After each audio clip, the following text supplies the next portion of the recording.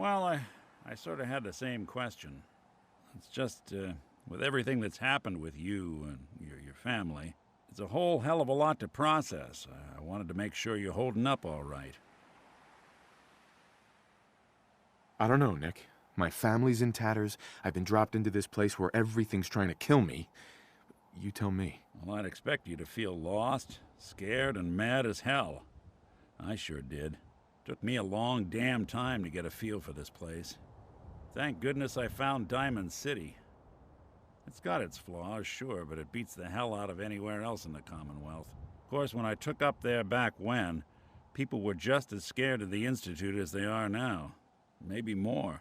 The massacre of the CPG was still pretty fresh in people's minds at that point, and folks were still losing sleep over the broken mask.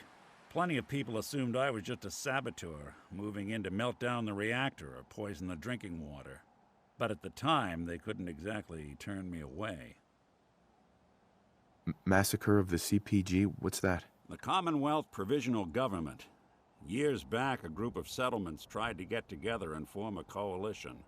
Every settlement with even a hint of clout sent representatives to try and hash out an agreement. Only the Institute sent a representative of their own, a synth. The man killed every rep at the talks. The Commonwealth Provisional Government was over before it even got off the ground. I took up in town not long after. I was damn lucky they didn't just tell me to scram right then and there. Broken mask? This was long before I'd moved to town, but apparently some gentleman type shows up in Diamond City, heads down to Power Noodles. Guess he didn't like the food because he pulled his pistol and opened fire on the folks enjoying theirs. When security finally put enough holes in him to drop him, they say he was full of servos and sprockets, just like yours truly. Seems he malfunctioned, went berserk. It was the first time people realized that synths had stopped looking like me and started looking like them. Considering what these folks went through, I felt real lucky they let me in the front gate at all. Why'd they let you in? Because I'd rescued the mayor's daughter. Gal of about 15. Pride and joy of the mayor back then. A man by the name of Henry Roberts. The young Miss Roberts decided she'd run off with some caravan hand she'd, known for an evening. Turns out the guy was part of a gang of kidnappers. I didn't even know who I was rescuing, just stumbled on a crying girl and 4 toughs. I took her home and the mayor dubbed me a hero, offered me a place in town. Lots of folks protested, said I was a spy, but he wouldn't have it. Taking up in the city was tricky at first, but I never tried to hide what I was, and people seemed to warm to that.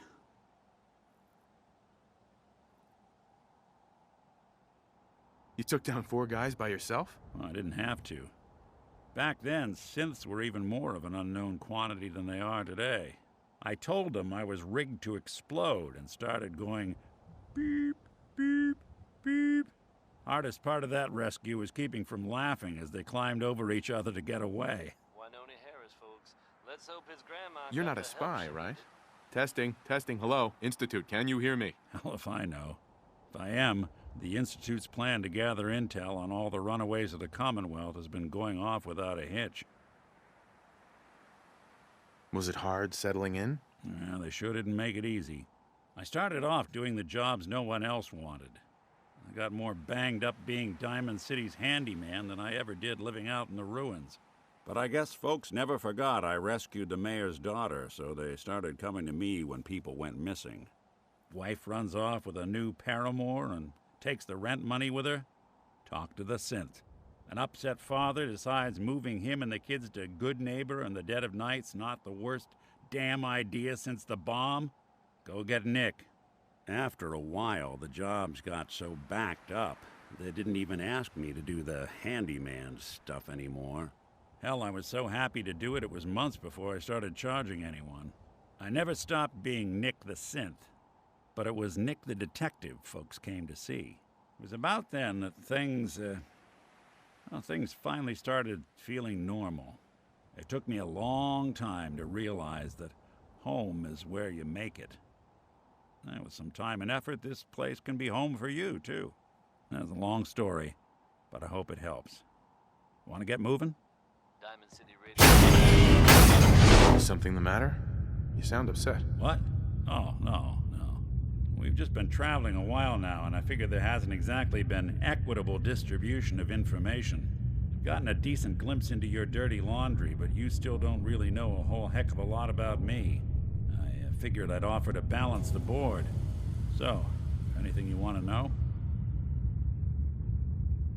What do you remember about the Institute? It's all pretty hazy from back then, but now and then I get glimpses. Life inside the Institute, they keep you isolated. A single test chamber was my whole world for years, and someone was always watching. Then one day you wake up on the other side, and that's it. They've cut you loose. Welcome to the brave new world, with such people in it. What's with the outfit? After I started the agency, it just seemed like the sort of thing a detective ought to wear. I got some old memories, pre-war. Faded to all heck of guys dressed like this, doing what I do. Putting on the hat and trench coat, I figured it'd let folks know I was serious about the whole thing. Clothes make the man and all that.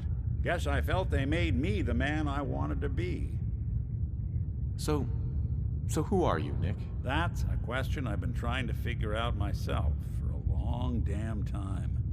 I know I'm a synth, authentic Institute handiwork, but I'm still mechanical, not bioengineered like the fancy synths giving everyone the willies these days. I get tune-ups now instead of checkups. But my memories, my personality, they're all lifted from some cop who volunteered for an experiment back before the war. They scanned his brain and copied it onto the hardware that runs between my ears.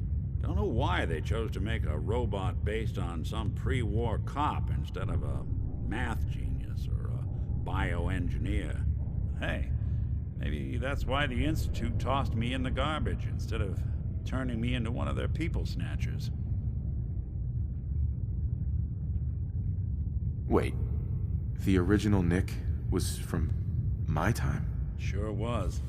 Which meant when I finally ended up out here, it was quite the rude awakening.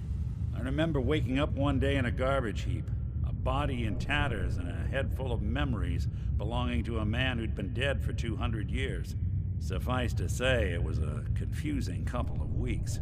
Folks didn't really know much about synths back then, so when I finally ran into people, they mostly treated me with caution rather than hostility. But the kids, they weren't afraid. I think his name was Jim. The first person to actually speak to me after I got the boot from the Institute. My first human contact in this world. Grilled me for an hour. Once they'd seen I wasn't going to hurt anyone, the other folks in the neighborhood came out to ogle the mechanical man. It eventually turned into a pretty swell soiree. A local mechanic even gave me a once-over, free of charge. Those people, they treated me like a human being. I've been trying to return the favor ever since. It's a surprisingly rare trait out here sometimes. Something I've noticed you got a fondness for. Part of the reason I've stuck around this long. Wouldn't you agree? The mayor's office has, of course, issued a statement denying the If you're good to people, they'll be good back. That's something I've always believed. Couldn't agree more. Well, I expect you're about as bored as can be listening to me rattle my skeletons. We should probably head out. unfound. You all right, Nick? I wouldn't normally bother you with this sort of thing, but, well, I know I can trust you at this point. For as long as I can remember, I've been getting these, flashes. Memories of places I've never been. Things I've never seen. Memories of Nicks. They're not bad, they're just this inescapable reminder that I'm not the person I think I am. That I'm not a person at all. I'm just a machine, pretending to be human.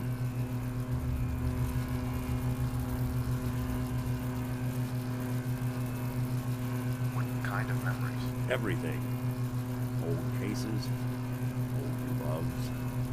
I found myself running background on cases only to realize everyone involved's been dead for 200 years. Don't get me wrong, I know I'm in Nick's debt. These memories, they've kept me alive. Nick was a hell of a cop. A guy with good instincts and a good heart. I always counted myself lucky they didn't load me up with some ex-con, or whatever type might volunteer to let folks tinker with their gray matter. But it's thanks to Nick that I pass for human. Why I get to live cushy in Diamond City, and every other synth is shot on sight. I know I got it good, but my entire life I owe to Nick. Everything that makes me who I am. My judgment, my speech, hell, even my name. They're his. And I can't do a damn thing about it, because without them, I'm nothing. A shell.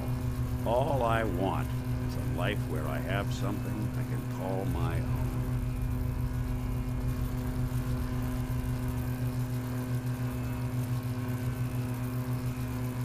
You've already built a life for yourself, Nick. You've got the agency, a home, friends.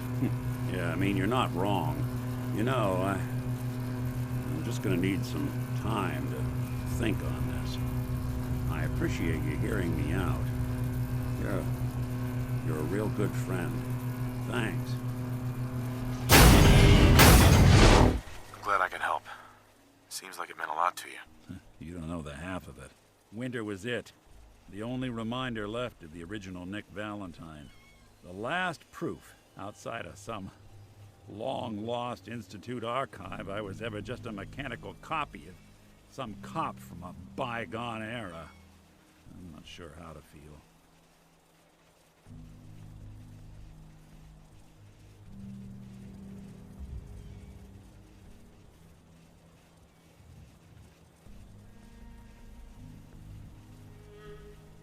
Don't you see, Nick? You're finally free. There is no other Nick anymore. Just you. I wish it was that easy. But it's not. Because I was Nick Valentine. I had his memories, his fears, all that poor bastard's hope. And I remember getting the call to head to some lab in Cambridge to get that neurotrans whatever. And the next thing I know, I'm in a trash heap. My family, my home, my entire life gone. Then I discover all those things that they weren't even mine. Everything I ever was belonged to Nick. I'd hoped with winter gone, the last hint of that old world snuffed out, I could finally be free.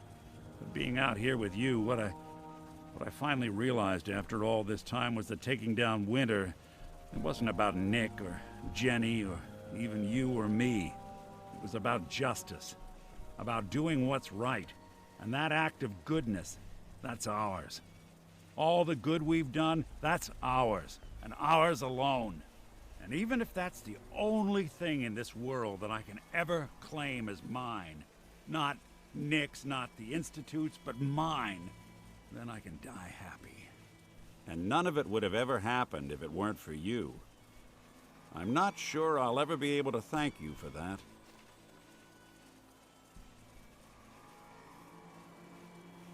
You don't have to, Nick. We're friends. This is what friends do. You can't stop being noble now, can you?